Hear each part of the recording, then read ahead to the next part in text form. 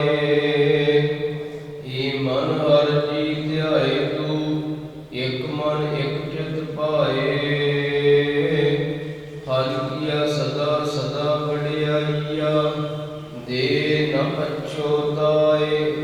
ਹਉ ਹਰਿ ਕੈ ਸਤ ਬਲਿਹਾਰਣ, ਜਿਤ ਸੇਵਿਆ ਸੁਖ ਪਾਏ।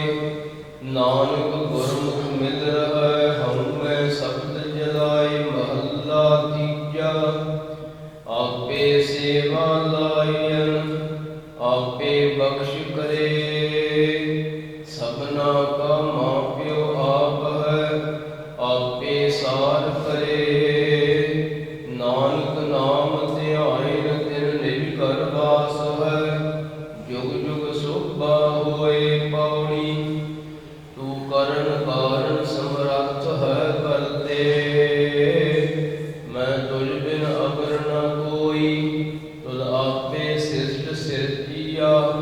ਆਪੇ ਗੁਣ ਗੋਈ, ਸਭ ਇੱਕੋ ਸ਼ਬਦ ਵਰਤਦਾ। ਜੋ ਕਰੇ ਸੋ ਹੋਈ,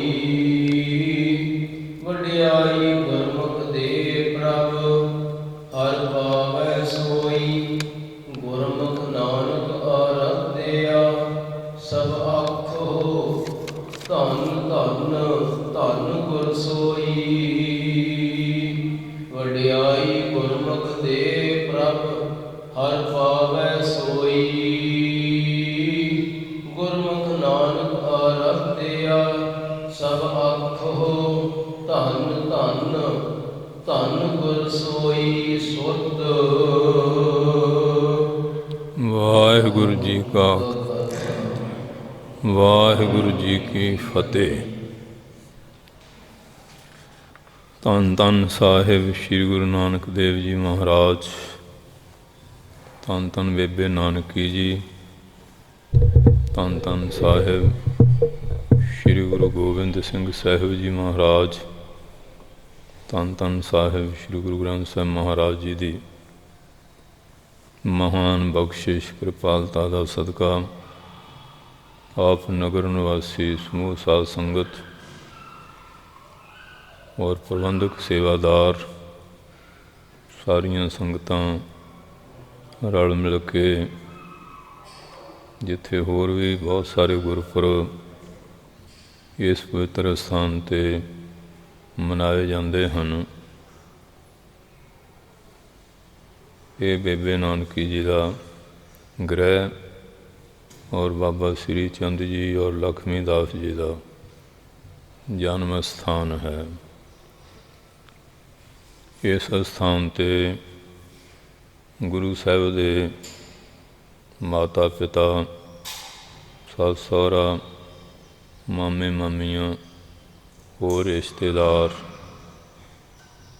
ਸੰਗਤ ਕਰਨ ਵਾਲੀ ਸੰਗਤ, ਗੁਰਸਿੱਖ ਬੇਬੇ ਨਾਨਕੀ ਜੀ ਦੇ ਨਾਲ ਸੰਬੰਧਿਤ ਜਿਹੜੇ ਉਹਨਾਂ ਦੇ ਰਿਸ਼ਤੇਦਾਰ ਹੋਣਗੇ, ਤਕਰੀਬਨ ਇਹ ਸਥਾਨ ਹੈ ਜਿੱਥੇ ਸਾਰਿਆਂ ਦੇ ਚਰਨ ਪਏ ਆ, ਮੁੱਢਲਾ ਸਥਾਨ ਹੈ। ਸੋ ਤਕਰੀਬਨ 1977 ਤੋਂ ਇਹ ਗੁਰਪੁਰਬ ਸ਼ੁਰੂ ਕੀਤੇ ਸੀ।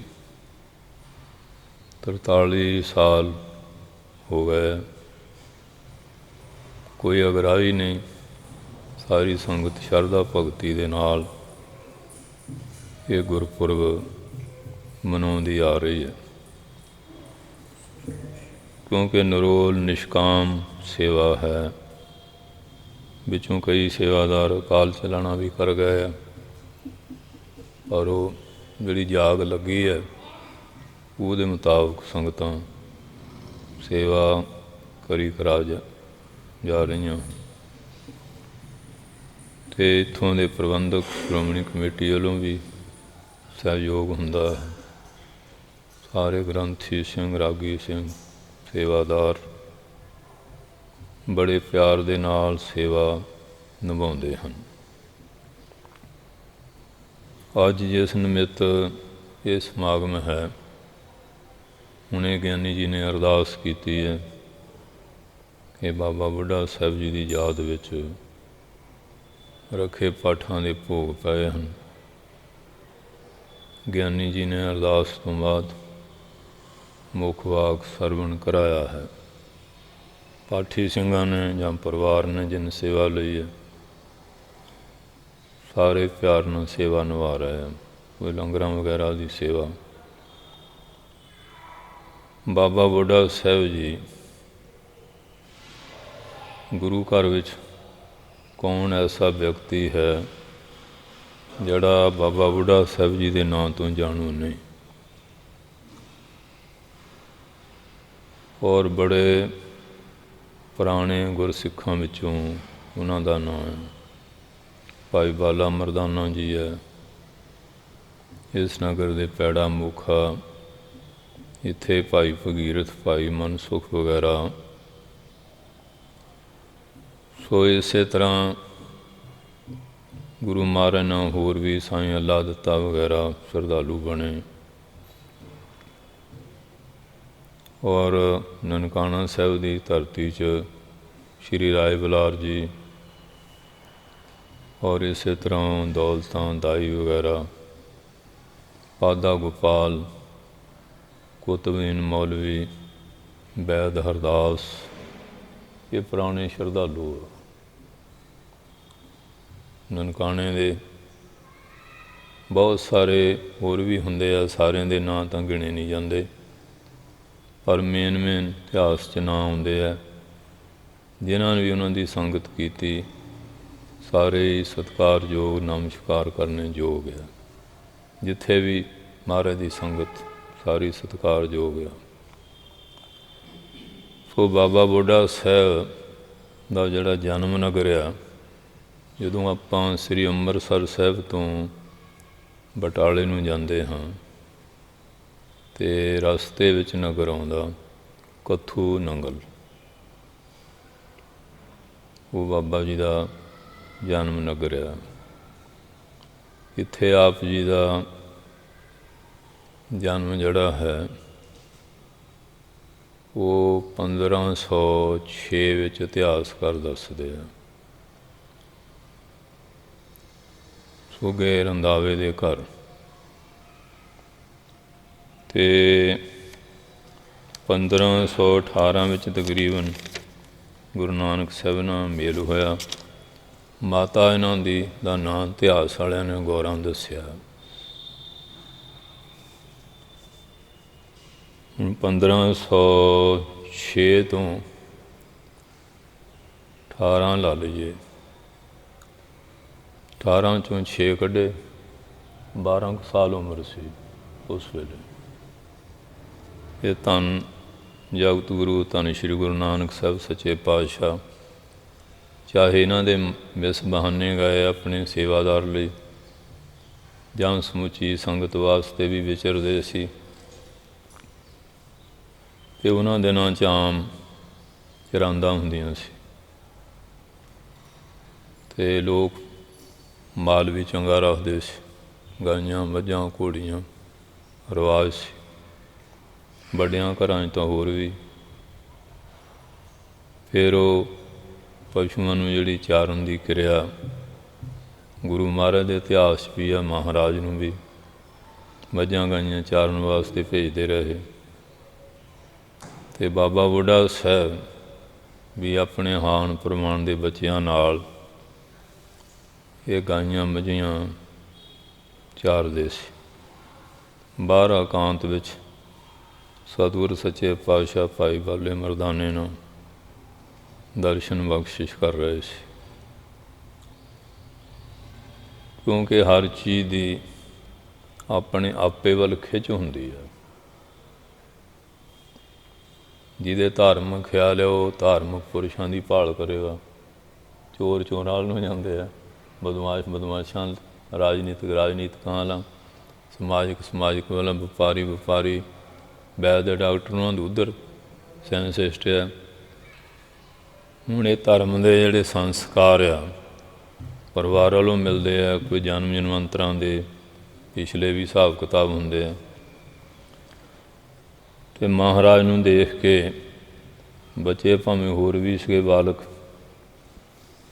ਇਹਨਾਂ ਦਾ ਪਹਿਲਾ ਨਾਮ ਬੂੜਾ ਲਿਖਿਆ। ਸਤਿਗੁਰਾਂ ਦੀ ਸ਼ਰਨ ਵਿੱਚ ਆ ਗਿਆ। ਅਤੇ ਮਹਾਰਾਜ ਤਾਂ ਸਾਰਿਆਂ ਨੇ ਪਿਆਰ ਕਰਦੇ ਸੀ। ਬੱਚਿਆਂ ਨੂੰ ਤਾਂ ਜ਼ਿਆਦਾ ਵੀ ਜਾਗ ਲਾਈਏ, ਪਨੀਰੀ ਤਿਆਰ ਕਰਨੀ, ਅਤੇ ਆ ਭਈ ਬਲ ਕੇ ਕਿਵੇਂ ਆ? ਕਹਿੰਦੇ ਮਹਾਰਾਜ ਬੇਨਤੀ ਹੈ ਕਿ ਸਾਡੇ ਪਿੰਡ ਕੋਈ ਪੁਲਿਸ ਦਾ ਕਰਮਚਾਰੀ ਥਾਣੇਦਾਰ ਆਇਆ ਸੀ। ਉਹ ਘੋੜੀਆਂ ਵਾਸਤੇ ਪੱਠਾ ਦਿੱਤਾ ਚਾਹੀਦਾ ਸੀ। ਜ਼ਿਮੀਂਦਾਰਾਂ ਨੂੰ ਹੁਕਮ ਕੀਤਾ, ਉਹਨੇ ਉਹ ਫਸਲ ਪੱਕੀ ਨਹੀਂ, ਕੱਟ ਕੇ ਘੋੜੇ ਘੋੜੀਆਂ ਨੂੰ ਪਾਈ। ਮੇਰੇ ਮਨ 'ਚ ਆਇਆ ਕਿ ਜਿਵੇਂ ਛੋਟੀ ਫਸਲ ਪਹਿਲਾਂ ਕੱਟੀ ਗਈ ਹੈ, ਇਸ ਤਰ੍ਹਾਂ ਬੱਚਿਆਂ 'ਤੇ ਵੀ ਮੌਤ ਛੇਤੀ ਆ ਜਾਂਦੀ। ਅਤੇ ਦੂਸਰਾ, ਮੇਰੀ ਸ਼੍ਰੀ ਮਾਤਾ ਜੀ ਨੇ ਅੱਗ ਬਾਲਣ ਵਾਸਤੇ ਕਿਹਾ। ਮੈਂ ਅੱਗ ਬਾਲਦਾ ਸੀ, ਬਲੀ ਨਾ ਕਹਿਣ ਲੱਗੀ ਹੋਣੀ, ਪਹਿਲਾਂ ਥੋੜ੍ਹਾ ਜਿਹਾ ਘਾਹ ਫੂਸ ਰੱਖੀਏ, ਫਿਰ ਛੋਟੀ ਛੋਟੀਆਂ ਲੱਕੜਾਂ ਰੱਖੀਏ, ਫਿਰ ਅੱਗ ਛੇਤੀ ਲੱਗ ਜਾਂਦੀ ਹੈ। ਅਤੇ ਮੇਰੇ ਮਨ 'ਚ ਆਇਆ ਜਿਵੇਂ ਛੋਟੀਆਂ ਲੱਕੜਾਂ ਨੂੰ ਪਹਿਲਾਂ ਅੱਗ ਲੱਗ ਗਈ, ਵੱਡੀਆਂ ਨੂੰ ਬਾਅਦ, ਛੋਟੇ ਬੱਚੇ ਛੇਤੀ ਮਰ ਜਾਂਦੇ ਹਨ। ਉਹ ਜਿਵੇਂ ਬਾਲਕਾਂ ਦਾ ਮਹਾਰਾਜ ਕਹਿੰਦੇ ਤੂੰ ਤਾਂ ਬਲ ਕੇ ਬੁੜਿਆਂ ਵਾਲੀਆਂ ਗੱਲਾਂ ਕਰਦਾ। ਉੱਥੋਂ ਉਹਨਾਂ ਦਾ ਨਾਂ ਹੈ ਬਾਬਾ ਬੁੱਢਾ ਸਾਹਿਬ ਪੈ ਗਿਆ। ਫਿਰ ਸਮੇਂ ਦੇ ਚੱਕਰ ਦੇ ਨਾਲ ਇਨਸਾਨ ਆਪਣੇ ਕਾਰੋਬਾਰਾਂ ਵਾਸਤੇ ਜਗ੍ਹਾ ਸਥਾਨ ਬਦਲਦਾ ਹੀ ਰਹਿੰਦਾ। ਇਹ ਨਹੀਂ ਵੀ ਇੱਕ ਜਗ੍ਹਾ ਹੀ ਹੈ। ਸੋ ਫਿਰ ਸਮੇਂ ਦੇ ਨਾਲ ਇਹਨਾਂ ਦੀ, ਭਾਵੇਂ ਇੱਧਰ ਨਹੀਂ ਸੀ ਪੈਣਾ ਚਾਹੁੰਦੇ, ਇਹਨਾਂ ਦੀ ਫਿਰ ਸ਼ਾਦੀ ਜਿਹੜੀ ਹੈ ਉਹ 1538 ਵਿੱਚ ਦੱਸੀ ਹੈ ਇਤਿਹਾਸ ਨੇ। 1538 'ਚ ਇਹਨਾਂ ਦੀ ਸ਼ਾਦੀ ਹੋ ਗਈ। ਫਿਰ ਇਹਨਾਂ ਦੇ 4 ਸਪੁੱਤਰ ਹੋਏ ਆ। ਉਹਨਾਂ 'ਚੋਂ ਭਾਈ ਭਾਨਾ ਜੀ ਦਾ ਜਿਹੜਾ ਨਾਮ ਹੈ ਉਹ ਜ਼ਿਆਦਾ ਪ੍ਰਸਿੱਧ ਹੈ। ਭਾਵ ਇਹਨਾਂ ਤੋਂ ਬਾਅਦ ਇਹਨਾਂ ਦੇ ਸਥਾਨ ਦੀ ਸੇਵਾ ਉਹਨਾਂ ਨੂੰ ਮਿਲੀ ਸੀ। ਸੋ ਫਿਰ ਬਾਬਾ ਬੁੱਢਾ ਸਾਹਿਬ ਗੁਰੂ ਮਹਾਰਾਜ ਦੀ ਹਰ ਦਿਲ ਵਿੱਚ ਇਹ ਆ ਗਏ। ਮਹਾਨ ਸੇਵਾ ਕੀਤੀ। ਜਦੋਂ ਫਿਰ ਸ਼੍ਰੀ ਕਰਤਾਰਪੁਰ ਸਾਹਿਬ ਸਿੱਖੀ ਦੀ ਪਰਖ ਹੋਈ, ਭਾਈ ਲਹਿਣਾ ਧੰਨ ਗੁਰੂ ਅੰਗਦ ਸਾਹਿਬ ਜੀ ਨੂੰ ਗੁਰਤਾ ਗੱਦੀ ਦਾ ਸਮਾਂ ਬਣਿਆ, ਅਤੇ ਗੁਰਤਾ ਗੱਦੀ ਦਾ ਤਿਲਕ ਦੇਣ ਦੀ ਰਸਮ ਧੰਨ ਸ਼੍ਰੀ ਗੁਰੂ ਨਾਨਕ ਸਾਹਿਬ ਜੀ ਨੇ ਬਾਬਾ ਬੁੱਢਾ ਸਾਹਿਬ ਤੋਂ ਕਰਵਾਈ 1539। ਸੋ ਇਸ ਵਾਸਤੇ ਮਹਾਰਾਜ ਨੇ ਇਹਨਾਂ ਨੂੰ ਬੜਾ ਮਾਣ ਸਨਮਾਨ ਬਖਸ਼ਿਸ਼ ਕੀਤਾ। ਗੁਰੂ ਘਰ ਦੇ ਸਮਝੋ ਜਿਵੇਂ ਵਜ਼ੀਰ ਹੁੰਦੇ, ਇਸ ਤਰ੍ਹਾਂ ਹੀ ਸੀਗੇ। ਫਿਰ ਧੰਨ ਗੁਰੂ ਨਾਨਕ ਸਾਹਿਬ ਮਹਾਰਾਜ ਤੋਂ ਬਾਅਦ ਗੁਰੂ ਅੰਗਦ ਸਾਹਿਬ ਦੀ ਸੇਵਾ 'ਚ ਹਾਜ਼ਰ ਰਹੇ। ਫਿਰ ਜਦੋਂ ਗੁਰੂ ਅਮਰਦਾਸ ਨੂੰ ਗੁਰਤਾ ਗੱਦੀ ਦਾ ਤਿਲਕ, ਫਿਰ ਵੀ ਬਾਬਾ ਬੁੱਢਾ ਸਾਹਿਬ ਜੀ ਦੇ ਹੱਥੋਂ ਹੀ ਹੋਇਆ। ਅਤੇ ਜਦੋਂ ਫਿਰ ਗੁਰੂ ਅਮਰਦਾਸ ਸਾਹਿਬ ਅਤੇ ਤਿਲਕ ਦੀ ਰਸਮ ਬਾਬਾ ਬੁੱਢਾ ਜੀ ਦੁਆਰਾ, ਫਿਰ ਚੌਥੇ ਪਾਤਸ਼ਾਹ, ਫਿਰ ਪੰਜਵੇਂ ਪਾਤਸ਼ਾਹ ਵੇਲੇ ਵੀ ਇਹ ਸੇਵਾ ਹੀ ਨਹੀਂ ਨਿਭਾਈ। ਔਰ ਜਦੋਂ ਪੋਥੀਆਂ ਲਿਆਉਣੀਆਂ ਸੀ ਬਾਬਾ ਮੋਹਨ ਜੀ ਤੋਂ, ਉਦੋਂ ਵੀ ਪਹਿਲਾਂ ਆਪ ਜੀ ਗਏ ਸੀ। ਭਾਵੇਂ ਫਿਰ ਧੰਨ ਗੁਰੂ ਅਰਜਨ ਸਾਹਿਬ ਸੱਚੇ ਪਾਤਸ਼ਾਹ ਆਪ ਕਿਰਪਾ ਕੀਤੀ। ਫਿਰ ਪੰਚਮ ਪਾਤਸ਼ਾਹ ਨੂੰ ਗੁਰਤਾ ਗੱਦੀ ਦਾ ਤਿਲਕ ਵੀ ਇਹਨਾਂ ਦੁਆਰਾ। ਇਸੇ ਤਰ੍ਹਾਂ ਜਦੋਂ ਫਿਰ ਗੁਰੂ ਗ੍ਰੰਥ ਸਾਹਿਬ ਦੀ ਸੰਪਾਦਨਾ ਕੀਤੀ ਔਰ ਸ੍ਰੀ ਹਰਿਮੰਦਰ ਸਾਹਿਬ ਗੁਰੂ ਮਹਾਰਾਜ ਦੇ ਪ੍ਰਕਾਸ਼ ਦੀ ਸੇਵਾ, ਉਹ ਬਾਬਾ ਬੁੱਢਾ ਸਾਹਿਬ ਜੀ ਨੂੰ ਹੀ ਪ੍ਰਾਪਤ ਹੋਈ। ਪਹਿਲਾ ਪ੍ਰਕਾਸ਼ ਇਹਨਾਂ ਦੇ ਕਰ ਕਮਲਾਂ ਦੁਆਰਾ ਹੀ ਹੋਇਆ। ਅਤੇ ਆਪ ਜੀ ਨੇ ਸ਼੍ਰੀ ਮੁੱਖ ਵਾਕ ਜਿਹੜਾ ਸੀ ਉਹ ਲਿਆ। ਔਰ ਫਿਰ ਧੰਨ ਗੁਰੂ ਅਰਜਨ ਸਾਹਿਬ ਦੀ ਸ਼ਹੀਦੀ ਤੋਂ ਬਾਅਦ ਛੇਵੇਂ ਪਾਤਸ਼ਾਹ ਨੂੰ ਮੀਰੀ ਪੀਰੀ ਦੀਆਂ ਸ੍ਰੀ ਸਾਹਿਬਾਂ ਪਹਿਨਾਉਣੀਆਂ। ਗੁਰਤਾ ਗੱਦੀ ਦਾ ਜਿਹੜਾ ਤਿਲਕ ਸੀ ਉਹ ਵੀ ਆਪ ਜੀ ਦੁਆਰਾ ਹੀ। ਅਤੇ ਜਦੋਂ ਗੋਂਦਵਾਲ ਅਕਬਰ ਆਇਆ ਅਤੇ ਆਪ ਜੀ ਨੇ ਉਹ ਸਾਰੀ ਸੇਵਾ ਮੋਹਰੇ ਨਿਭਾਈ ਮਹਾਰਾਜ ਦੇ ਦਰਸ਼ਨ ਕਰਾਉਣ ਦੀ। ਅਤੇ ਅਕਬਰ ਨੇ ਫਿਰ ਜੋ ਪਟਾ ਭੇਟ ਕਰਨ ਦਾ ਸੰਕਲਪ ਕੀਤਾ, ਮਹਾਰਾਜ ਨੇ ਇਨਕਾਰ ਕਰ ਦਿੱਤਾ ਵੀ ਗੁਰੂ ਕੇ ਲੰਗਰ ਸੰਗਤ ਦੁਆਰਾ ਹੀ ਠੀਕ ਆ। ਅਕਬਰ ਬੜਾ ਸਿਆਣਾ ਸੀ। ਉਹ ਬੀਬੀ ਭਾਨੀ ਜੀ ਵੀ ਲੜਕੀਆਂ ਤਾਂ ਸਭ ਦੀਆਂ ਸਾਂਝੀਆਂ ਹੁੰਦੀਆਂ, 84 ਪਿੰਡਾਂ ਦਾ ਪਟਾਓ ਬੀਬੀ ਦੇ ਨਾਂ ਦੇ ਕਰ ਗਿਆ। ਅਤੇ ਜਿੱਥੇ ਆਪਾਂ ਕਹਿੰਦੇ ਨਾ ਗੁਰਦੁਆਰਾ ਬੀੜ ਸਾਹਿਬ, ਬੀੜ ਨਾਮ ਹੁੰਦਾ ਜੰਗਲ ਦਾ, ਇਹ ਸਾਰਾ ਇਲਾਕਾ ਜਿਹੜਾ ਨਾ ਇਹ ਗੁਰੂ ਘਰ ਦਾ ਵੀ ਸੀ। ਉਹ ਫਿਰ ਬੀੜ ਦੀ ਪਿੰਡਾਂ ਦਾ ਜੋ ਮਾਮਲਾ ਠੇਕਾ ਸੀ ਜਾਂ ਖੇਤੀ ਪੱਤੀ, ਮਾਲ ਟਾਂਡਾ ਰੱਖਣਾ, ਮੱਝਾਂ ਗਾਈਆਂ, ਘੋੜੇ ਘੋੜੀਆਂ, ਇਹ ਸਾਰੀ ਸੇਵਾ ਬਾਬਾ ਬੁੱਢਾ ਸਾਹਿਬ ਨਿਭਾਉਂਦੇ ਸੀ। ਤਾਂ ਉਸ ਜਗ੍ਹਾ ਨੂੰ ਬਾਬਾ ਬੁੱਢਾ ਜੀ ਦੀ ਬੀੜ ਕਹਿੰਦੇ ਆ। ਬੀੜ ਨਾਮ ਜੰਗਲ ਦਾ। ਉਹ 84 ਪਿੰਡ ਥੋੜ੍ਹੇ ਹੁੰਦੇ, ਉਹਨਾਂ ਦਿਨਾਂ 'ਚ ਇੰਨੀ ਧਰਤੀ ਦਾ ਆਬਾਦ ਹੁੰਦੀ ਨਾ ਸੀ। ਇਹ ਤਾਂ ਸਾਡੇ ਦੇਖਦੇ ਹਾਂ ਧਰਤੀ ਆਬਾਦ ਹੋਈ, ਨਹੀਂ ਆਮ ਹੀ ਜੰਗਲ ਪਏ ਹੁੰਦੇ ਸੀ। ਉਹ ਸੇਵਾ ਵੀ ਫਿਰ ਇਤਿਹਾਸ 'ਤੇ ਬਹੁਤ ਵੱਡਾ। ਅਤੇ ਮਾਤਾ ਗੰਗਾ ਜੀ ਨੇ ਜਿਵੇਂ ਉਹ ਸਿਆਲ ਨੂੰ ਬਸਤਰ ਕੋਈ ਕੀੜਾ ਪਤੰਗਾ ਨਾ ਹੋਵੇ ਸੁਕਾਉਂਦੇ ਸੀ।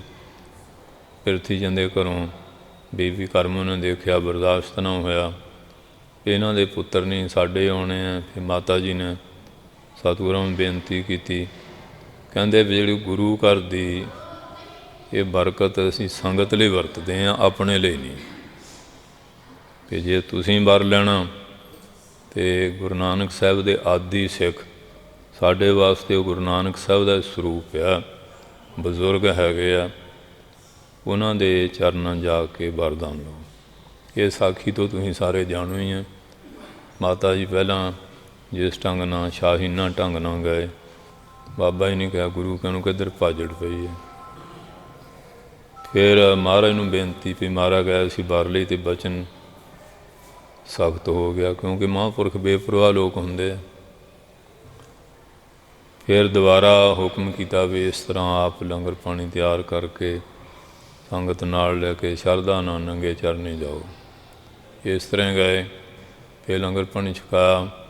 ਫਿਰ ਬਾਬਾ ਜੀ ਨੇ ਵਰ ਦਿੱਤਾ ਕਿ ਤੁਹਾਡੇ ਜਿਹੜਾ ਸਾਹਿਬਜ਼ਾਦਾ ਹੋਏਗਾ, ਜਿਵੇਂ ਮੈਂ ਆ ਮੁੱਕੇ ਨਾਲ ਗੰਢਾਂ ਭੰਨਦਾ, ਦੁਸ਼ਟਾਂ ਦੇ ਸਿਰ ਭੰਨੇਗਾ। ਰਾਜ ਰਿਸ਼ੀ ਸੰਤ ਸਿਪਾਹੀ ਹੋਣਗੇ। ਮਹਾਰਾਜ ਦਾ ਜੋ ਅਵਤਾਰਨ ਆ ਉਹ ਬਾਬਾ ਜੀ ਦੇ ਵਰਦਾਨ ਦੁਆਰਾ।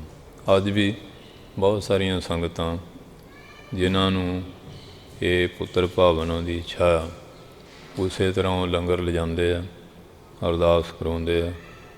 ਜਿਨ੍ਹਾਂ ਦੇ ਭਾਗ ਜਾਗਦੇ ਆ, ਬਾਬਾ ਜੀ ਦੇ ਘਰੋਂ ਕਿਰਪਾ ਮਿਲਦੀ ਹੈ। ਸੋ ਇਸ ਵਾਸਤੇ ਫਿਰ ਸਤਿਗੁਰੂ ਦੀ ਸ਼ਹੀਦੀ ਪੰਜਵੇਂ ਪਾਤਸ਼ਾਹ ਤੋਂ ਬਾਅਦ ਜਦੋਂ ਛੇਵੇਂ ਪਾਤਸ਼ਾਹ ਗੱਦੀ 'ਤੇ ਅਕਾਲ ਤਖ਼ਤ ਦੀ ਰਚਨਾ ਪ੍ਰਤੱਗਿਆ ਕੀਤੀ, ਬਹੁਤ ਸਾਰੇ ਬਚਨ ਕੀਤੇ ਵੀ ਬਦਲਾ ਲੈਣਾ। ਅਤੇ ਚੰਦੂ ਨੂੰ ਵੀ ਪਤਾ ਲੱਗ ਗਿਆ। ਉਹਨੇ ਫਿਰ ਬਹਾਨਾ ਬਣਾਇਆ ਵੀ ਕਿਸੇ ਤਰ੍ਹਾਂ ਇਹਨਾਂ ਨੂੰ ਵੀ ਸ਼ਹੀਦ ਕਰਾਇਆ ਜਾਏ। ਉਹ ਕੁਦਰਤੀ ਇਹਨਾਂ ਦਿਨਾਂ 'ਚ ਆ ਵਿਦਿਆਰਥੀਆਂ ਨੂੰ ਇਤਿਹਾਸ ਪੜ੍ਹਾਈ ਦਾ ਇਹੀ ਕਥਾ ਹੁੰਦੀ ਹੈ ਰੋਜ਼। ਉਹ ਸਾਧ ਸੰਗਤ ਜੀ ਫਿਰ ਉਹ ਢੰਗ ਦੇ ਨਾਲ ਜੋਤਸ਼ੀ ਨੂੰ ਸਿਖਾਇਆ ਕਿ ਤੇਰੇ 'ਤੇ ਸਾੜ ਸਤੀ ਆਈ ਹੈ, ਅਤੇ ਤਾਂ ਟਲੂਗੀ ਤੁਹਾਡੇ ਨਿਮਿਤ ਕੋਈ ਬਰਨੀ ਜਾਪ ਵਗੈਰਾ 40 ਦਿਨ ਕਰੇ। ਜਾਂ ਕਹਿੰਦਾ ਕੌਣ ਆ? ਇਹ ਗੁਰੂ ਅਰਜਨ ਦੇਵ ਦੇ ਜਿਹੜੇ ਸਾਹਿਬਜ਼ਾਦੇ ਆ, ਉਹ ਹੁਣ ਬੜਾ ਉਹਨਾਂ ਨੇ ਆਪਣਾ ਸੁਭਾਅ ਬਦਲਿਆ, ਉਹ ਜਾਪ ਕਰਨ। ਦਿੱਲੀ ਬੁਲਾਇਆ ਗਿਆ, ਉੱਥੋਂ ਬਹਾਨਾ ਬਣਾ ਕੇ ਗਵਾਲੀਅਰ ਕਿਲ੍ਹੇ ਵਿੱਚ 40 ਦਿਨ ਜਾਪ ਦੇ ਬਹਾਨੇ ਨਜ਼ਰਬੰਦ ਕਰਾ ਤਾ। ਤੇ 40 ਦਿਨ ਬੀਤ ਗਏ। ਫਿਰ ਬਾਬਾ ਬੁੱਢਾ ਸਾਹਿਬ ਨੂੰ ਬੀੜ ਸਾਹਿਬ ਤੋਂ ਮਾਤਾ ਜੀ ਨੇ ਬੁਲਾਇਆ, ਜਗਤ ਮਾਤਾ ਗੰਗਾ ਜੀ ਨੇ। ਸਾਰੇ ਚੋਣਵੇਂ ਸਿੱਖ ਭਾਈ ਜੇਠਾ, ਪੁਰਾਣਾ, ਲੰਗਾ, ਪੈੜਾ, ਵਿਧੀ ਚੰਦ ਆਦਿਕ ਜਿਹੜੇ ਸੀ, ਬਾਬਾ ਮੰਝ, ਜਿੰਨੇ ਵੀ ਸਿਆਣੇ ਸੀਗੇ, ਭਾਈ ਸਾਲੋ ਵਗੈਰਾ, ਸਲਾਹ ਕੀਤੀ ਵੀ ਹੁਣ ਕਿਵੇਂ ਕੀਤਾ ਜਾਏ। ਤਾਂ ਕੋਈ ਚੰਦੂ ਦੀ ਸ਼ਰਾਰਤ ਆ। ਉਸ ਵੇਲੇ ਫਿਰ ਬਾਬਾ ਬੁੱਢਾ ਸਾਹਿਬ ਨੂੰ ਕਿਹਾ ਵੀ ਤੁਸੀਂ ਸਿਆਣੇ ਆ। ਫਿਰ ਕਹਿਣ ਲੱਗੇ ਵੀ ਅੱਗੇ ਮਹਾਰਾਜ ਵੇਲੇ ਕਰਾਮਾਤ ਦੀ ਗੱਲ ਕੀਤੀ ਸੀ, ਅਤੇ ਮਹਾਰਾਜ ਕਹਿੰਦੇ ਕਿੱਥੋਂ ਕਰਾਮਾਤ ਲਈ? ਗੁਰੂ ਘਰੋਂ। ਕਹਿੰਦੇ ਸਾਨੂੰ ਦਿਖਾਉਣ ਲੱਗ ਪਏ, ਹੁਕਮ ਨਹੀਂ ਸੀ ਹੋਇਆ, ਹੁਣ ਕੁਝ ਨਾ ਕੋਈ ਕਰਨਾ ਪਏਗਾ। ਮਾਤਾ ਜੀ ਕਹਿੰਦੇ ਮੇਰੀ ਆਗਿਆ ਹੈ। ਫਿਰ ਭਾਈ ਜੇਠਾ ਪੁਰਾਣਾ ਜਿਵੇਂ ਸ਼ੇਰਾਂ ਦਾ ਰੂਪ ਧਾਰ ਕੇ ਡਰਾਉਂਦੇ ਰਹੇ, ਜਿਹੜੇ ਮਹਾਰਾਜ ਨੂੰ ਯਾਦ ਕਰਨਾ ਅਤੇ ਮਹਾਰਾਜ ਨੂੰ ਦਰਸ਼ਨ ਦੇਣੇ, ਰੁਮਾਲ ਤੋਂ ਗੁਪਤ ਹੋ ਜਾਣਾ। ਫਿਰ ਉਹ ਆਪਣੇ ਅਮਰਾਵਾਂ ਵਜ਼ੀਰਾਂ ਨਾਲ ਗੱਲਬਾਤ ਕੀਤੀ ਅਤੇ ਉਹ ਜੋਤਸ਼ੀਆਂ ਨੂੰ ਬੁਲਾਇਆ। ਉਹ ਕਹਿੰਦੇ ਐਂ ਕਰੋ ਵੀ ਤੁਸੀਂ ਲੋਹੇ ਦੀ ਕਨਾਤ ਤਾਣ ਦਿਓ, ਉੱਤੇ ਲੋਹੇ ਦੇ ਜਾਲ ਲਾ ਦਿਓ, ਇਹ ਬਾਹਰੋਂ ਆਉਣ ਹੀ ਨਾ। ਉਹ ਵੀ ਕੀਤਾ ਸਾਰਾ। ਉਹ ਫਿਰ ਕਿਰਿਆ ਹੋਈ। ਉਹ ਜਿਸ ਹੁਣ ਆਪਾਂ ਪ੍ਰਕਾਸ਼ ਨੂੰ ਕਹੀਏ ਵੀ ਬੰਦ ਕਰ ਦਈਏ, ਪ੍ਰਕਾਸ਼ ਥੋੜ੍ਹੀ ਰੁਕਦਾ। ਇਹ ਸੱਤਾ ਖਤਮ ਨਹੀਂ ਹੁੰਦੀ, ਵਿਆਪਕ ਸ਼ਕਤੀ ਹੈ। ਸੋ ਇਸ ਵਾਸਤੇ ਇਹਦਾ ਡਰ ਗਿਆ ਬਹੁਤ। ਫਿਰ ਵੈਦ ਹਕੀਮ ਉਹ ਕਹਿੰਦੇ ਵੀ ਤੈਨੂੰ ਬਿਮਾਰੀ ਤਾਂ ਕੋਈ ਹੈ ਨਹੀਂ। ਫਿਰ ਭਾਈ ਜੇਠਾ ਜੀ ਹਕੀਮ ਬਣ ਕੇ ਗਏ, ਕਹਿੰਦੇ ਕੱਲਿਆਂ ਗੱਲ ਕਰੂੰਗਾ। ਕਹਿਣ ਲੱਗੇ ਹੋਰ ਬਿਮਾਰੀ ਨਹੀਂ ਕੋਈ, ਨਾ ਮੈਂ ਨਬਜ਼ ਦੇਖਦਾ, ਅਸੀਂ ਤਾਂ ਦੇਖ ਕੇ ਦੱਸ ਦੇਈਦਾ, ਵੈਦ ਦਾ ਰੂਪ ਧਾਰ ਕੇ। ਕਹਿਣ ਲੱਗੇ ਤੁਸੀਂ ਮਹਾਰਾਜ ਨੂੰ ਇਸ ਤਰ੍ਹਾਂ ਨਜ਼ਰਬੰਦ ਕੀਤਾ, ਬਚਨ ਸੀ 40 ਦਿਨ ਦਾ, ਹੁਣ ਤੋਂ ਉੱਪਰ ਜਾ ਰਹੇ ਆ, ਉਹਨਾਂ ਨੂੰ ਜਿਹੜਾ ਕਸ਼ਟ ਦੇ ਰਿਹਾ, ਅਤੇ ਦੂਜਾ ਜਿਹੜੀਆਂ ਸੰਗਤਾਂ ਦਰਸ਼ਨ ਤੋਂ ਵਾਂਝੀਆਂ, ਇੰਨੀ ਸੰਗਤ ਦਾ ਦਿਲ ਦਿਖਾਇਆ ਤਾਂ ਤੈਨੂੰ ਤਕਲੀਫ ਹੈ। ਉਹਨੂੰ ਫਿਰ ਅਹਿਸਾਸ ਹੋ ਗਿਆ। ਉਸੇ ਵੇਲੇ ਉਹਨੂੰ ਹੁਕਮ ਦੇ ਦਿੱਤਾ ਵੀ ਮਹਾਰਾਜ ਬਾਹਰ ਆ ਜਾਣ। ਅਤੇ ਉਹਨਾਂ ਦਿਨਾਂ 'ਚ ਬਾਬਾ ਬੁੱਢਾ ਸਾਹਿਬ ਜੀ ਨੇ ਚੌਂਕੀ ਜਾਰੂ ਕੀਤੀ ਸੀ। ਉਹ ਅੱਜ ਵੀ ਚੱਲਦੀ ਚੌਂਕੀ, ਉਹ ਮਿਸਾਲ ਦੇ ਬਾਲ ਕੇ ਚੱਲਦੇ ਆ। ਉਹਦਾ ਮਤਲਬ ਹੁੰਦਾ ਹੈ ਰਾਜਨ ਤੇਰੇ ਰਾਜ ਵਿੱਚ ਦਿਨੇ ਹਨੇਰ ਪਿਆ, ਦਿਨਾਂ ਮਿਸਾਲ ਜਗਾ ਕੇ ਫਿਰ, ਅਤੇ ਤੇਰੇ ਰਾਜ 'ਚ ਦਿਨੇ ਹਨੇਰ ਪਿਆ ਹੈ ਨਾ। ਉਹ ਚੌਂਕੀ ਹਾਲੇ ਵੀ ਚੱਲਦੀ ਹੈ, ਬੜੀ ਸ਼ਰਧਾ, ਲੋਕ ਸੁੱਖਣਾ ਸੁੱਖਦੇ ਆ, ਉਹਨਾਂ ਦੀਆਂ ਕਾਮਨਾ ਵੀ ਪੂਰੀਆਂ ਹੁੰਦੀਆਂ। ਕਿੰਨੇ ਦੇ ਲੋ ਬਾਬਾ ਬੁੱਢਾ ਸਾਹਿਬ ਨੇ ਇਹ ਚਲਾਈ ਸੀ। ਇਹ ਸਰਕਾਰ ਦੇ ਵਿਰੁੱਧ ਬੜਾ ਭਾਰੀ ਰੋਸ ਇਸ ਢੰਗ ਨਾਲ ਪ੍ਰਗਟ ਕਰਦੇ ਸੀ। ਫਿਰ ਸਾਧ ਸਿੰਘ ਜੀ ਬਾਬਾ ਬੁੱਢਾ ਸਾਹਿਬ ਇਹ ਸਲਾਹ ਕਰਕੇ ਉੱਥੇ ਗਏ। ਅਤੇ ਫਿਰ ਮਹਾਰਾਜ ਸੱਚੇ ਪਾਤਸ਼ਾਹ ਜਦੋਂ ਜਹਾਂਗੀਰ ਦਾ ਹੁਕਮ ਹੋ ਗਿਆ ਵੀ ਪਹਿਲਾਂ ਮੈਨੂੰ ਆ ਕੇ ਮਿਲੋ। ਹਰਦਾਸ ਜਿਹੜਾ ਦਰੋਗਾ ਸੀ ਉਹ ਬੜਾ ਸ਼ਰਧਾਲੂ ਸੀ, ਜ਼ਹਿਰ ਦੀ ਪਿਸ਼ਾਕ ਵੀ ਭੇਜੀ ਸੀ, ਪਰ ਉਹ ਮੰਨਿਆ ਨਹੀਂ। ਹੋਰ ਵੀ ਬੜੇ ਯਤਨ ਇੱਧਰ ਉੱਧਰ ਕਰਦਾ ਰਿਹਾ ਹੇਰਾ ਫੇਰੀ ਨੂੰ। ਅਖੀਰੀ ਸਾਧ ਸੰਗਤ ਜੀ ਫਿਰ ਆਪਣੇ ਮਹਾਰਾਜ ਨੂੰ ਜਿਹੜੇ ਬੇਨਤੀ ਕੀਤੀ, ਉਹ ਰਾਜੇ ਰੋਣ ਲੱਗ ਪਏ। 52 ਜਿਹੜੇ ਕੈਦ ਕੀਤੇ ਸੀ, ਕਹਿੰਦੇ ਮਹਾਰਾਜ ਸਾਡਾ ਨਰਕ ਦਾ ਜੀ, ਹੁਣ ਸਾਨੂੰ ਕਿਹਨੇ ਕੱਢਣਾ? ਹੁਣ ਤੁਹਾਡੇ ਆਉਣਾ ਲੰਗਰ ਪਾਣੀ ਸਾਰੀ ਤਰ੍ਹਾਂ ਸਾਧਨ, ਕਥਾ ਕੀਰਤਨ, ਦਰਸ਼ਨ ਪਰਸ਼ਨ ਹੁੰਦੇ ਸੀ। ਮਹਾਰਾਜ ਕਹਿੰਦੇ ਘਬਰਾਓ ਨਾ, ਨਾਲ ਲੈ ਕੇ ਚੱਲਾਂਗੇ। ਕਹਿਣ ਲੱਗੇ ਹੁਣ ਅਸੀਂ ਹੁਣ ਤਾਂ ਨਹੀਂ ਜਾਣਾ, ਅਤੇ ਇਹ ਨਾਲੇ ਜਾਣਗੇ। ਅਤੇ ਰਾਜੇ ਲੋਕ ਵੀ ਬੜੇ ਸਿਆਣੇ ਹੁੰਦੇ ਆ। ਇਹ ਬਾਹਰ ਚਲੇ ਗਏ, ਮਹੀਂ 'ਤੇ ਕਾਬੂ ਹੋਏ ਆ। 52 ਰਾਜੇ ਫੁੱਟ ਕਰਕੇ ਮਰੇ ਆ, ਅਕਬਰ ਵੇਲੇ ਦੇ ਕੈਦ ਕੀਤੇ ਹੋਏ ਸੀ। ਅਤੇ ਇਉਂ ਕਰੀਏ ਅਤੇ ਜਿੰਨੇ ਤੁਹਾਡੇ ਚੋਲੇ ਦੀਆਂ ਕਲੀਆਂ ਫੜ ਕੇ ਨਿਕਲ ਜਾਣ, ਉਹਨੂੰ ਫਿਰ 2 ਕਲੀਆਂ ਮੋਹਰੇ 2 ਪਿੱਛੇ, 4 ਨਿਕਲ ਜਾਣਗੇ, ਫਿਰ ਫੜ ਲਾਂਗੇ। ਅਤੇ ਹੁਣ ਮਹਾਰਾਜ ਨੂੰ ਕੌਣ? ਮਹਾਰਾਜ ਸਮਰੱਥ ਸੀ। ਉਹ 52 ਕਲੀਆਂ ਵਾਲਾ ਹੀ ਚੋਲਾ ਜਿਹੜਾ ਸੀ ਨਾ, ਹਰਦਾਸ ਨੂੰ ਕਹਿ ਕੇ ਤਿਆਰ ਕਰਾ ਲਿਆ ਅਤੇ ਸਾਰੇ ਬਾਹਰ ਲੈ ਆਉਂਦੇ। ਕਈ ਥਾਂ ਚਿੱਤਰ ਵੀ ਇਹੋ ਜਿਹੇ ਮਿਲਦੇ ਆ। ਉਹ ਚੋਲਾ ਅੱਜ ਪਾਇਲ ਹੈ ਨਾ ਲੁਧਿਆਣੇ 'ਚ ਤਹਿਸੀਲ, ਉਹਦੇ ਨੇੜੇ ਪਿੰਡ ਕਢਾਣੇ ਆ, ਉੱਥੇ ਮਹਾਰਾਜ 6ਵੇਂ ਪਾਤਸ਼ਾਹ ਦਾ ਸਥਾਨ ਆ। ਉਹ ਚੋਲਾ ਉੱਥੇ ਸੁਹਾਇਮਾਨ ਹੈ। ਤੇ ਮਹਾਰਾਜ ਦੀ ਨਿਤਨੇਮ ਦੀ ਪੋਥੀ ਵੀ ਸੁਭਾਏਮਾਨ ਹੈ, ਸੁਨਹਿਰੀ ਅੱਖਰ ਹੈ। ਜੋੜੇ ਦਾ ਤਲਾ ਉਹ ਨਿੰਮ ਦੀ ਦਾਤਣ ਕਰਕੇ ਲਾਈ ਹੈ, ਉਹਦੇ ਪੱਤੇ ਕੌੜੇ ਨਹੀਂ ਹੈਗੇ। ਇਹ ਪੂਰੇ ਬਾਹਰ ਗੁਰਦੁਆਰਾ, ਉੱਥੇ ਉਹ ਮੰਜੀ ਦਾ ਬਾਣ ਵਗੈਰਾ ਇਸ ਤਰ੍ਹਾਂ ਦੀਆਂ ਕੁਝ ਨਿਸ਼ਾਨੀਆਂ ਉੱਥੇ ਮੌਜੂਦ ਹੈ। ਉਹਨੇ ਬਹੁਤ ਸੋਹਣਾ ਫਰੇਮ ਕਰਕੇ ਰੱਖਿਆ ਹੋਇਆ ਸੰਗਤ ਦੇ ਦਰਸ਼ਨ ਵਾਸਤੇ। ਆਪਣੇ ਸੰਗਤ ਜਦੋਂ ਜਾਂਦੀ ਹੈ ਰੱਬੋਂ, ਉਹ ਸੰਗਤ ਨੇ ਕਾਫੀ ਦਰਸ਼ਨ ਕੀਤੇ। ਸੋ ਇਸ ਵਾਸਤੇ ਫਿਰ ਬਾਬਾ ਬੁੱਢਾ ਸਾਹਿਬ ਪਹਿਲਾਂ ਪਹੁੰਚੇ ਹੋਏ ਸੀ, ਫਿਰ ਮਹਾਰਾਜ ਆਏ। ਹੁਣ ਦੁਸਹਿਰਾ ਦੀਵਾਲੀ ਹੈ, ਇਹ ਖਾਲਸੇ ਨੇ ਵੀ ਉਹ ਦੀਪਮਾਲਾ ਦਾ ਤਿਉਹਾਰ ਮਨਾਇਆ ਸੀ ਮਹਾਰਾਜ ਨੂੰ। ਫਿਰ ਉਹ ਮਹਾਰਾਜ ਦੇ ਹੱਥ ਵਿੱਚ ਸਿਮਰਨਾ ਸੀ। ਜਹਾਂਗੀਰ ਨੇ ਮਾਫੀ ਮੰਗੀ ਕਿ ਮੈਨੂੰ ਇਹਨੇ ਚੁੱਕ ਚੁਕਾ ਕਰਾਇਆ, ਅਤੇ ਇਹੋ ਜਿਹਾ ਇੱਕ ਮਣਕਾ। ਮਹਾਰਾਜ ਕਹਿੰਦੇ ਇੱਕ ਮਣਕਾ ਕੀ ਭਾਲਦਾ, ਚੰਦੂ ਕੋਲ ਮਾਲਾ ਹੀ ਹੈਗੀ ਆ। ਮਹਾਰਾਜ ਦੀ ਮਾਲਾ ਲੁਕੋਈ ਹੋ ਸੀ ਨਾ, ਅਤੇ ਉਹ ਨਾ ਕਰੇ। ਮਹਾਰਾਜ ਨੇ ਦੱਸਿਆ ਫਲਾਣੇ ਥਾਂ, ਉੱਥੋਂ ਫਿਰ ਕਢਾ ਲਈ। ਸੋ ਇਸ ਵਾਸਤੇ ਫਿਰ ਉਹ ਗ੍ਰਿਫਤਾਰ ਕਰਾਇਆ, ਉਹਨੂੰ ਕਰਮਾਂ ਦਾ ਜਿਵੇਂ ਫਲ ਸੀ ਭੁਗਤਾਇਆ। ਭਾਵ ਬਾਬਾ ਬੁੱਢਾ ਸਾਹਿਬ ਨੂੰ ਅਸਤਰ ਸ਼ਸਤਰ ਵਿਦਿਆ, ਦੂਜੀ ਵਿਦਿਆ, ਛੇਵੇਂ ਪਾਤਸ਼ਾਹ ਦੇ ਉਸਤਾਦ ਵੀ ਹੈ। ਗੁਰੂ ਘਰ ਦੇ ਵਿੱਚ ਉਹਨਾਂ ਦਾ ਐਡਾ ਵੱਡਾ ਮਹਾਨ ਦਰਜਾ। ਬੌਲੀ ਸਾਹਿਬ ਜਦੋਂ ਟੱਪ ਲਾਇਆ ਅਤੇ ਬਾਬਾ ਬੁੱਢਾ ਜੀ ਨੇ ਕਿਰਪਾ ਕੀਤੀ ਸੀ। ਇਸ ਤਰ੍ਹਾਂ ਹੋਰ ਵੀ ਜਿੰਨੀਆਂ ਗੁਰੂ ਹਰਗੋਬਿੰਦ ਨਗਰ ਦੀ ਨੀਂਹ ਰੱਖੀ ਆ, ਜਾਂ ਜਿੱਥੇ ਵੀ ਬਾਬਾ ਜੀ ਦਾ ਮਤਲਬ ਹਰ ਜਗ੍ਹਾ ਹੀ ਸਨਮਾਨ ਰਿਹਾ। ਫਿਰ ਬਾਬਾ ਜੀ ਪਰਿਵਾਰ ਸਮੇਤ ਰਵਿਦਾਸ ਚਲੇ ਗਏ ਸੀ। ਬਾਰਡਰ 'ਤੇ ਹੀ ਆ ਨਾ, ਡੇਰਾ ਬਾਬਾ ਨਾਨਕ ਤੋਂ ਤਕਰੀਬਨ 12-13 ਕਿਲੋਮੀਟਰ ਦਾ ਹੀ ਫਰਕ ਹੈ। ਉੱਥੇ ਵੀ ਆਪ ਜੀ ਕਿਰਪਾ ਕਰਦੇ ਰਹੇ। ਇੱਥੇ ਵੀ ਬਾਬਾ ਜੀ ਦੀ ਉਮਰ ਤਕਰੀਬਨ 125 ਸਾਲ ਜਾਂ ਥੋੜ੍ਹਾ ਵੱਧ ਘੱਟ, ਕਾਫੀ ਲੰਬੀ ਉਮਰ ਭੋਗੀ ਆ ਉਹਨਾਂ ਨੇ। 6 ਮਹਿਲਾਂ ਤੱਕ ਦਰਸ ਨਿਹਾਰੀ, 6 ਮਹਿਲ ਸਤਿਗੁਰਾਂ ਤੱਕ। ਸੋ ਫਿਰ ਇੱਥੇ ਹੀ ਮਹਾਰਾਜ ਜਦੋਂ ਅੰਤ ਸਮਾਂ ਆਇਆ, ਫਿਰ ਉਹਨਾਂ ਨੇ ਧੰਨ ਧੰਨ ਸਾਹਿਬ ਸ਼੍ਰੀ ਗੁਰੂ ਹਰਗੋਬਿੰਦ ਸਾਹਿਬ ਜੀ ਮਹਾਰਾਜ ਜੀ ਨੂੰ ਯਾਦ ਕੀਤਾ। ਅਤੇ ਮਹਾਰਾਜ ਫਿਰ ਬਾਬਾ ਸ੍ਰੀ ਚੰਦ ਨੂੰ ਨਾਲ ਲੈ ਕੇ ਉੱਥੇ ਗਏ ਆ। ਅਤੇ ਇਹਨਾਂ ਦੇ ਜੋ ਸਪੁੱਤਰ ਭਾਈ ਭਾਨਾ ਜੀ ਸੀ, ਅਤੇ ਮਹਾਰਾਜ ਨੇ ਇਹਨਾਂ ਤੋਂ ਬਾਅਦ ਵੀ ਇਹ ਚੱਲਦੀ ਰਹੇ ਸੇਵਾ, ਉਹਨਾਂ ਨੂੰ ਮੰਜੀ ਬਖਸ਼ੀ ਹੈ ਭਾਈ ਭਾਨਾ ਜੀ ਨੂੰ। ਉਹਨਾਂ ਤੋਂ ਬਾਅਦ ਸਰਵਣ ਆ ਗਿਆ, ਜਲਾਲ ਆ ਗਿਆ, ਬਾਬਾ ਝੰਡਾ ਆ ਗਿਆ, ਬਾਬਾ ਗੁਰਦਿੱਤਾ। ਇੱਕ ਤਾਂ ਮਹਾਰਾਜ ਛੇਵੇਂ ਪਾਤਸ਼ਾਹ ਸਾਹਿਬਜ਼ਾਦੇ ਨਾ, ਇਹਨਾਂ ਦੇ ਪੁੱਤਰ ਗੁਰਦਿੱਤਾ ਜੀ। ਉਹਨਾਂ ਤੋਂ ਬਾਅਦ ਭਾਈ ਰਾਮ ਕੰਵਰ ਜੀ, ਬਾਬਾ ਗੁਰਬਖਸ਼ ਸਿੰਘ ਜੀ 10ਵੇਂ ਪਾਤਸ਼ਾਹ ਵੇਲੇ। ਅਤੇ ਜਦੋਂ ਉੱਥੋਂ ਸਿੰਘ ਆਏ ਆ ਹਜ਼ੂਰ ਸਾਹਿਬੋਂ, ਉਹ ਕਹਿੰਦੇ ਮਹਾਰਾਜ ਉਦਾਸ ਹਾਂ ਅਤੇ ਸਾਨੂੰ ਮਹਾਰਾਜ ਕਥਾ ਸੁਣਾਓ। ਉਹਨੇ ਫਿਰ ਵਾਰਤਕ ਵਿੱਚ ਇਤਿਹਾਸ ਸੁਣਾਇਆ 10 ਗੁਰੂਆਂ ਦਾ। ਉਹ ਬਜ਼ੁਰਗਾਂ ਤੋਂ ਇੱਥੇ ਆਉਂਦੀਆਂ ਸੀ ਸਾਖੀਆਂ।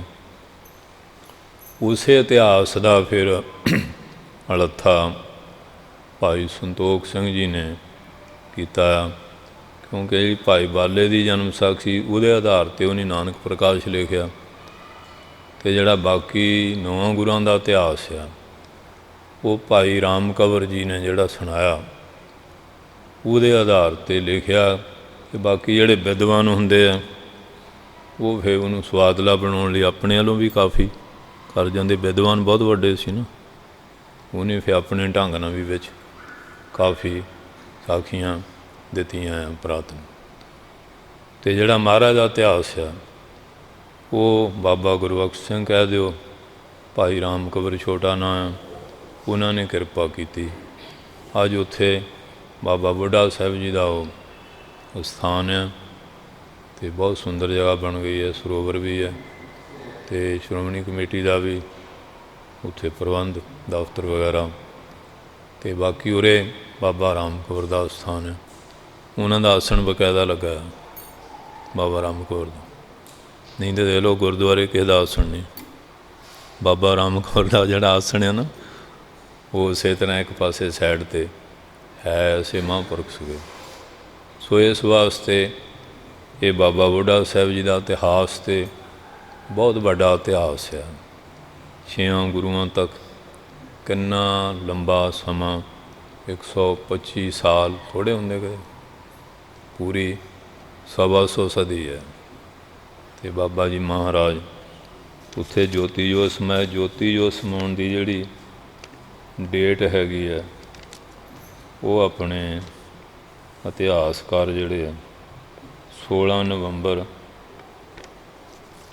ਅਤੇ 1631 ਈਸਵੀ ਹੈ।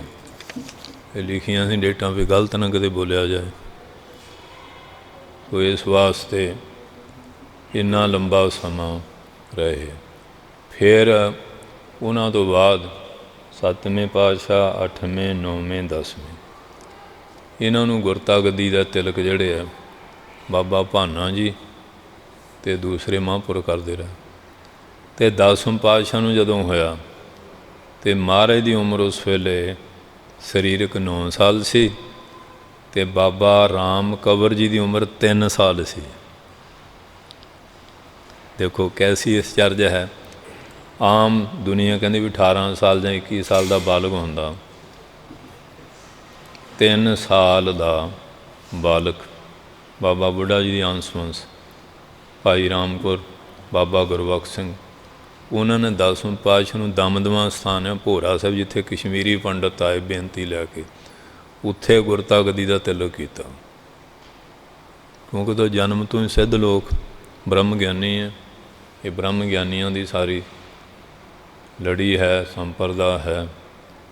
ਸੋ ਅੱਜ ਭਾਵੇਂ ਦਰਬਾਰ ਸਾਹਿਬ ਵੀ ਹੋਰ ਬਹੁਤ ਸਥਾਨਾਂ 'ਤੇ ਕੱਥੂ ਨੰਗਲ, ਰਵਿਦਾਸ ਵੀ ਜਿੱਥੇ ਜਿੱਥੇ ਸ਼ਰਧਾਵਾਨ ਆ ਉਹਨਾਂ ਦਾ ਇਹ ਪੁਰਬ ਮਨਾਉਂਦੇ ਹੈ। ਅਤੇ ਇੱਥੇ ਵੀ ਸੰਗਤਾਂ ਹਰ ਸਾਲ ਮਨਾਉਂਦੀਆਂ। ਅਤੇ 7 ਕੱਤਕ ਦਾ ਇਹ ਦਿਨ ਹੁੰਦਾ 1506 ਈਸਵੀ। ਅਤੇ ਹੁਣ ਲਾ ਲਓ ਸਾਹਿਬ ਕਿੰਨਾ ਸਮਾਂ ਗੁਜ਼ਰ ਗਿਆ।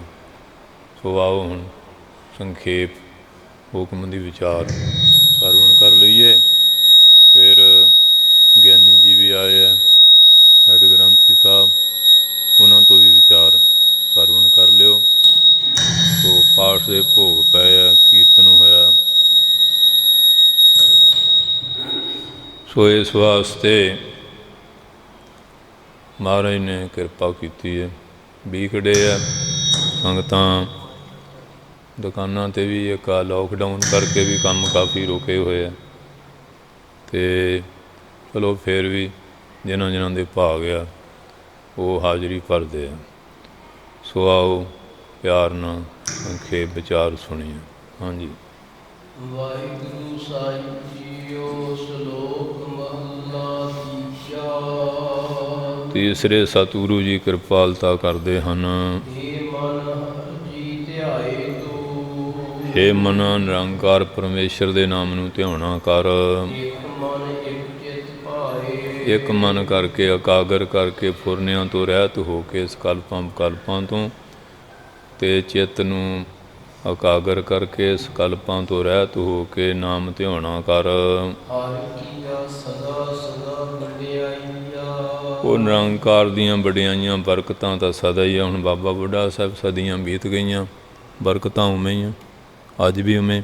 ਜਿੰਨੇ ਗੁਰੂ ਰਾਮਦਾਸ ਦੇ ਦਰਬਾਰ 'ਚ ਬਾਰਿਆ ਉਨੇ ਬੀੜ ਸਾਹਿਬ ਆ, ਕਿਉਂਕਿ ਗੁਰਸਿੱਖ ਅਤੇ ਗੁਰੂ ਅਭੇਦ ਹਨ।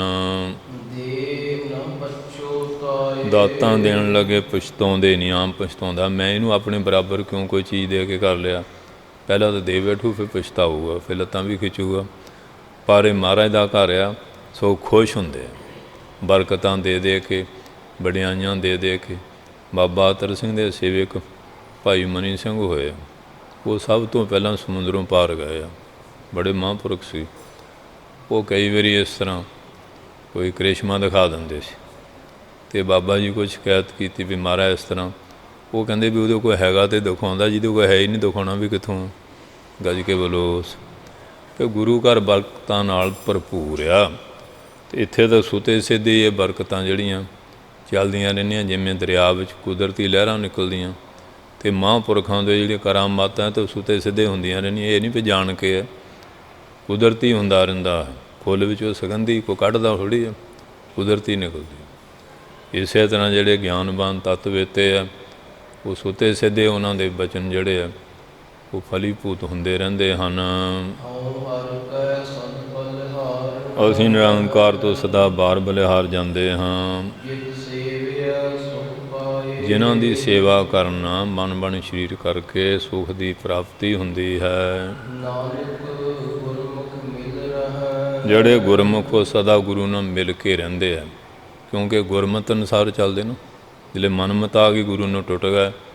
ਜਿੱਥੇ ਗੁਰਮਤਿ ਆ ਗਈ ਫਿਰ ਆਪਣੇ ਆਪ ਮਿਲ ਜੁਲ ਕੇ ਅਭੇਦ ਹੋ ਕੇ ਰਹਿੰਦੇ ਹਨ।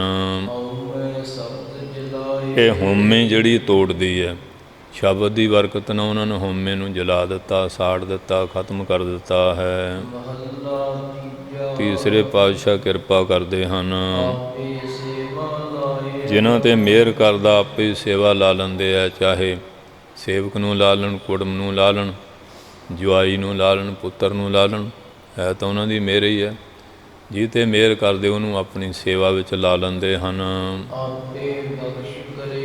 ਉਹਨਾਂ ਦੀ ਸੇਵਾ ਤੋਂ ਪ੍ਰਸੰਨ ਹੋ ਕੇ ਆਪੇ ਫਿਰ ਬਖਸ਼ਾਨਾ ਬਾਬਾ ਮੰਝ 84 ਪਿੰਡਾਂ ਦਾ ਚੌਧਰੀ ਦੇਖੋ, ਹਉਮੈ ਛੱਡ ਕੇ ਸੇਵਾ ਕੀਤੀ। ਮੰਝ ਪਿਆਰਾ ਗੁਰੂ ਕਾ ਗੁਰ ਮੰਝ ਪਿਆਰਾ, ਮੰਝ ਗੁਰੂ ਕਾ ਬਿਵਸਥਾ ਜਗ ਲੰਘਣ ਹਾਰਾ। ਕਿੱਡੇ ਵੱਡੇ ਵੱਡੇ ਵਰਦਾਨ ਵੀ ਦੇ ਦਿੰਦੇ ਹਨ। ਸਤਿਗੁਰੂ ਜੀ ਸਾਰਿਆਂ ਦੇ ਮਾਂ ਪਿਓ ਦੇ ਬਰਾਬਰ ਹਨ। ਭਾਵ ਜਿਵੇਂ ਮਾਂ ਵੱਤ ਪਾਲਣਾ ਕਰਦੇ, ਪੇਵਤ ਰੱਖਿਆ ਕਰਦੇ ਹਨ। ਆਪੇ ਸਾਰਿਆਂ ਦੀ ਸਾਰ ਸੰਭਾਲ ਕਰਦੇ ਹਨ। ਸਾਰਿਆਂ ਦਾ ਉਹੀ ਹੈ ਨਾ। ਆ ਹੁਣੇ ਦੇਖੋ ਉਹ ਸਿੰਘ ਆਏ ਸੀ, ਉਹ ਕੋਚ ਫੈਕਟਰੀ ਕੋ ਕੋਈ ਐਕਸੀਡੈਂਟ ਹੋਇਆ, ਉਹ ਰੇੜੇ ਜਿਹੇ 'ਤੇ ਸੀ। ਉਹ 7 ਤਾਂ ਥਾਂ ਹੀ ਮਰ ਗਏ ਅਤੇ 8 ਕੁ ਸਾਲ ਦੀ ਬਚੀ ਹੈ। ਅਤੇ ਹੁਣ ਉਹਦਾ ਰੱਬੇ ਹੀ ਰਾਖਾ। ਜਾਂ ਜੀ 'ਤੇ ਦਇਆ ਆਊਗੀ ਮਨ 'ਚ, ਪਰਵਿਸ਼ ਕਰੇਗਾ। ਫਿਰ ਦੇਖੋ ਲੜਕੀ ਦਾ ਤਾਂ ਬੜੀ ਜ਼ਿੰਮੇਵਾਰੀ ਵੀ ਹੁੰਦੀ ਹੈ, ਪੜ੍ਹਾਉਣਾ ਲਿਖਾਉਣਾ, ਪੜ੍ਹਾਉਣਾ ਕਰਨਾ। ਪਰ ਉਹ ਸਾਰਿਆਂ ਦੀ ਸਾਰ ਸੰਭਾਲ ਕੋਈ ਨਾ ਕੋਈ ਵਿਧੀ ਬਹਾਨਾ। ਦੇਖੋ ਲੰਗੜੇ ਲੂਲੇ ਪਿੰਗਲੇ ਅਪਾਹਜ ਜਿਹਨੇ ਜਨਮ ਦਿੱਤਾ ਉਹ ਸਮਝਦੇ ਨਹੀਂ। ਭਗਤ ਪੂਰਨ ਸਿੰਘ ਸਾਰੀ ਜ਼ਿੰਦਗੀ ਆਪ ਵਿਆਹ ਨਹੀਂ ਕਰਾਇਆ, ਉਹ ਰੱਬ ਨੇ ਵਿਧੀ ਬਣਾਈ, ਉਹ ਸਾਰੀ ਉਮਰ ਇਹਨਾਂ ਦੀ ਸੰਭਾਲ ਕਰਦਾ ਤੁਰ ਗਿਆ। ਇੱਕ ਪਿੰਗਲਾ ਲਿਆਇਆ ਸੀ ਨਾ ਡੇਰਾ ਸਾਹਿਬ ਲਾਹੌਰ ਤੋਂ। ਅੱਜ ਦੇਖੋ ਸੰਸਥਾ ਕਿੱਡੀ ਬਣ ਗਈ, ਕਿੰਨੇ ਸਕੂਲ ਚੱਲਦੇ ਉਹਨਾਂ ਦੇ ਨਾਂ 'ਤੇ, ਕਿੰਨਾ ਕੁਛ ਚੱਲ ਰਿਹਾ। ਹੁਣ ਉਹ ਸਾਡੇ ਪ੍ਰਧਾਨ ਜੀ ਹੈ ਨਾ ਲੌਂਗੋਵਾਲ ਸਾਹਿਬ, ਇਹਨਾਂ ਦੀ ਸਾਲੀ ਹੈ ਬੀਬੀ ਇੰਦਰਜੀਤ। ਉਹਨੇ ਵਿਆਹ ਨਹੀਂ ਕਰਾਇਆ, ਡਾਕਟਰੀ ਵੀ ਕਰਦੇ ਆ, ਉਹ ਪਿੰਗਲ ਵਾਲਾ ਚਲਾ ਰਿਹਾ। ਆਪ ਦੇਖ ਲਓ ਪਸ ਪਏ ਨਹੀਂ। ਉਹ ਕਹਿੰਦੇ ਇਹੀ ਪਰਿਵਾਰ ਆ। ਦੁਖੀਆਂ ਦੀ ਸੇਵਾ, ਲੰਗੜਿਆਂ ਲੂਲਿਆਂ ਪਿੰਗਲਿਆਂ ਅਪਾਹਜਾਂ ਦੀ, ਬਿਰਧਾਂ ਦੀ, ਯਤੀਮਾਂ ਦੀ ਸੇਵਾ ਕਰਨੀ। ਕਿਉਂਕਿ ਉਹ ਵਿਧੀ ਬਣਾਉਂਦਾ, ਉਹ ਸਾਰਿਆਂ ਦੀ ਸੰਭਾਲ ਆਪ ਹੀ ਕਰਦਾ ਹੈ। ਉਹ ਗੁਰਮੁਖ ਪਿਆਰੇ ਹਮੇਸ਼ਾ ਪਰਮੇਸ਼ਰ ਦੇ ਨਾਮ ਨੂੰ ਧਿਆਉਂਦੇ ਹਨ। ਉਹਨਾਂ ਨਿਜ ਘਰ ਸਵੈਂ ਘਰ ਵਿੱਚ ਨਿਵਾਸ ਹੋ ਜਾਂਦਾ। ਬਾਹਰ ਮੁਖਤਾ ਖਤਮ ਹੋ ਜਾਂਦੀ ਹੈ, ਅੰਤਰਾਤਮੇ ਆਪਣੀ ਆਤਮਾ ਪਰਮਾਤਮਾ ਨਾਲ ਸੁਰਤੀ ਬਿਰਤੀ ਜੁੜ ਜਾਂਦੀ ਹੈ। ਐਸੇ ਜਿਹੜੇ ਗਿਆਨਵਾਨ ਉਹਨਾਂ ਦੀ ਜੋਗਾਂ ਸੋਭਾ ਹੁੰਦੀ। ਹੁਣ ਪ੍ਰਹਲਾਦ ਸਤਯੁਗ 'ਚ ਹੋਇਆ ਧਰੂ, ਹੋਰ ਕਿੰਨੇ ਰਿਸ਼ੀ ਹੈ। ਆ ਗੁਰੂ ਗ੍ਰੰਥ ਸਾਹਿਬ 'ਚ ਮੇਰਾ ਖਿਆਲ ਕਿੰਨੇ ਕੁ ਨਾਮ ਮਹਾਂਪੁਰਖਾਂ ਦੇ ਦਿੱਤੇ ਹੋਏ ਆ ਪਿਛਲੇ ਯੁਗਾਂ ਦੇ। ਪਰ ਉਹਨਾਂ ਦਾ ਜਪਿਆ ਨਾਮ ਜਿਹੜਾ ਉਹ ਵਿਅਰਥ ਨਹੀਂ ਜਾਂਦਾ। ਨਾਮ ਰਹਿਓ ਸਾਧੂ ਰਹਿਓ ਗੁਰ ਗੋਬਿੰਦ। ਇਸ ਕਰਕੇ ਉਹਨਾਂ ਬੰਦਗੀ ਵਾਲਿਆਂ ਦੀ ਯੁਗਾਂ ਦੀ ਸੋਭਾ ਜਿਹੜੀ ਉਹ ਬਣੀ ਰਹਿੰਦੀ ਹੈ। ਹਾਂਜੀ, ਹੇ ਕਾਰਨ ਪਰਮੇਸ਼ਰ ਤੁਸੀਂ ਸਾਰੀਆਂ ਕਲਾ ਕਰਨ ਵਾਸਤੇ ਸਮਰੱਥ ਹੋ। ਮੇਰਾ ਆਪ ਜੀ ਤੋਂ ਬਿਨਾਂ ਹੋਰ ਕੋਈ ਆਸਰਾ ਸਹਾਰਾ ਨਹੀਂ ਹੈ। ਤੁਸੀਂ ਆਪੇ ਸਾਰੀ ਸ੍ਰਿਸ਼ਟੀ ਦੀ ਸਿਰਜਣਾ ਕੀਤੀ ਹੈ। ਤੁਹਾਡੇ ਆਸਰੇ ਸਥਿਤ ਹੁੰਦੀ ਹੈ। ਗੋਈ ਮੈਨੇ ਜਦੋਂ ਖਤਮ ਹੁੰਦੀ ਹੈ ਅਤੇ ਸਾਰੇ ਹੀ ਤੇਰੇ ਵਿੱਚ ਮਿਲ ਜਾਂਦੇ ਹਨ। ਤੇਰਾ ਇੱਕੋ ਹੀ ਹੁਕਮ ਰੂਪੀ ਸ਼ਬਦ ਵਰਤ ਰਿਹਾ ਹੈ। ਜੋ ਆਪ ਜੀ ਕਰਨਾ ਚਾਹੁੰਦੇ ਉਹ ਕੁਝ ਹੋ ਜਾਂਦਾ। ਹੁਣ ਆ ਦੇਖੋ ਆ ਬਿਮਾਰੀ ਚੱਲੀ ਹੈ ਅਤੇ ਪਰਮਾਤਮਾ ਦਾ ਕੋਈ ਹੁਕਮ ਲੀਲਾ ਐਸੀ ਹੈ ਕਿ ਕਿਸ ਤਰ੍ਹਾਂ ਸਾਰਾ ਸੰਸਾਰ ਬਣ ਕੇ ਬਹਾਇਆ ਹੋਇਆ। ਇਹ ਉਹਦੇ ਹੁਕਮ ਦੀ ਖੇਡ ਹੈ। ਵਡਿਆਈ ਗੁਰਮੁਖ ਦੇ ਪ੍ਰਭ ਜਿਹੜੇ ਗੁਰਮੁਖ ਪਿਆਰੇ ਮਨਮੁਖਤਾ ਛੱਡ ਕੇ ਗੁਰਮੁਖਤਾ ਹੀ ਧਾਰ ਲੈਂਦੇ ਆ, ਸੇਵਾ ਸਿਮਰਨ ਕਰਕੇ ਗੁਰੂ ਘਰ ਦੇ ਵਫਾਦਾਰ ਬਣਦੇ ਹਨ, ਉਹਨਾਂ ਨੂੰ ਮਹਾਰਾਜ ਵਡਿਆਈਆਂ ਦਿੰਦੇ ਹਨ। ਹਰ ਪਾਵੈ ਸੋਈ ਉਹ ਨਿਰੰਕਾਰ ਪਰਮੇਸ਼ਰ ਨੂੰ ਹਉਮੈ ਤਿਆਗ ਕੇ ਪ੍ਰਾਪਤ ਕਰ ਲੈਂਦੇ ਹਨ। ਗੁਰਮੁਖ ਨਾਨਕ ਆਰਾਧੇ ਜਿਹੜੇ ਗੁਰਮੁਖ, ਉਹਨਾਂ ਨੂੰ ਵਡਿਆਈ ਕਿਵੇਂ ਮਿਲਦੀ ਹੈ? ਹਰ ਵੇਲੇ ਪਰਮੇਸ਼ਰ ਦੇ ਨਾਮ ਦੀ ਆਰਾਧਨਾ ਕਰਦੇ ਹਨ। ਸਭ ਆਖੋ ਧੰਨ ਧੰਨ ਧੰਨ ਗੁਰ ਸੋਈ। ਮਹਾਰਾਜ ਕਹਿੰਦੇ ਵੀ ਮਨ ਕਰਕੇ, ਬਾਣੀ ਕਰਕੇ, ਸਰੀਰ ਕਰਕੇ ਕਹੋ ਗੁਰੂ ਸਾਹਿਬ ਧੰਨਤਾ ਜੋਗ ਹੈ। ਉਹਨਾਂ ਦੀ ਕਿਰਪਾ ਨਾਲ ਉਹਨਾਂ ਦੇ ਗੁਰਸਿੱਖ ਵੀ ਧੰਨ ਬਣ ਜਾਂਦੇ। ਹੁਣ ਬਾਬਾ ਬੁੱਢਾ ਸਾਹਿਬ ਦਾ ਅਰਦਾਸ 'ਚ ਗਿਆਨੀ ਜੀ ਨੇ ਧੰਨ ਧੰਨ ਗਿਆ ਨਾ, ਕਿਉਂਕਿ ਧੰਨ ਨਾਲ ਜੁੜ ਗਿਆ। ਧੰਨ ਧੰਨ ਮਹਾਰਾਜ ਨਾ, ਧੰਨ ਧੰਨ ਧੰਨ ਜਨ ਆਇਆ ਜਿਸ ਪ੍ਰਸਾਦ ਸਭ ਜਗਤ ਰਾਇਆ। ਜਨ ਆਵਨ ਕਾ ਹੈ ਸੁਆਓ, ਜਨ ਕੈ ਸੰਗ ਚ ਧਿਆਵੈ ਨਾਉ। ਆਪ ਮੁਕਤ ਮੁਕਤ ਕਰੈ ਸੰਸਾਰ, ਨਾਨਕ ਤਿਸ ਜਨ ਕੋ ਸਦਾ ਨਮਿ। ਇਸ ਕਰਕੇ ਬਾਬਾ ਬੁੱਢਾ ਸਾਹਿਬ ਨੂੰ ਸਦਾ ਹੀ ਬਈ ਨਮਸਕਾਰਾਂ ਹਨ। ਇਹ ਬਾਰ ਸੁੱਧ ਕੇ ਲਿਖੀ ਹੈ, ਕੋਈ ਹਸਤਕਸ਼ੇਪ ਕਰਨ ਦੀ ਕੋਸ਼ਿਸ਼ ਨਾ ਕਰੇ। ਸੋ ਸੰਗਤਾਂ ਨੇ ਉਦਮ ਕੀਤਾ ਲੰਗਰ ਪਾਣੀ ਦਾ, ਪਾਠ ਦਾ। ਬਾਬਾ ਬੁੱਢਾ ਸਾਹਿਬ ਦੀ ਯਾਦ ਵਿੱਚ ਇਹ ਸਮਾਗਮ ਹੋਇਆ।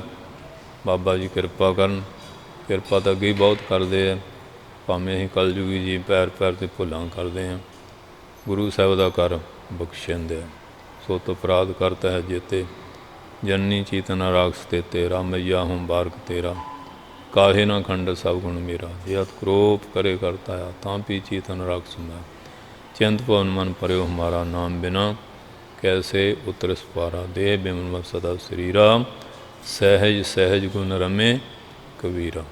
ਇੰਨੀਆਂ ਬੇਨਤੀਆਂ ਪ੍ਰਵਾਨ ਕਰਨੀਆਂ। ਵਾਹਿਗੁਰੂ ਜੀ ਕਾ ਖਾਲਸਾ, ਵਾਹਿਗੁਰੂ ਜੀ ਕੀ ਫਤਿਹ। ਹੁਣ ਆਪ ਜੀ ਪਿਆਰ ਦੇ ਨਾਲ ਗਿਆਨੀ ਜੀ ਤੋਂ ਵੀ ਕੋਈ ਸਮਾਂ ਵਿਚਾਰ ਸਰਵਣ ਕਰ ਲਓ। ਆ ਜਾਓ। ਸੋ ਮਹਾਰਾਜ ਨੇ ਬੜੀ ਮਿਹਰ ਕੀਤੀ ਹੈ। ਸਾਰੀ ਸੰਗਤ ਦਾ ਧੰਨਵਾਦ ਹੈ। ਵਾਹਿਗੁਰੂ ਜੀ ਕਾ ਖਾਲਸਾ, ਵਾਹਿਗੁਰੂ ਜੀ ਕੀ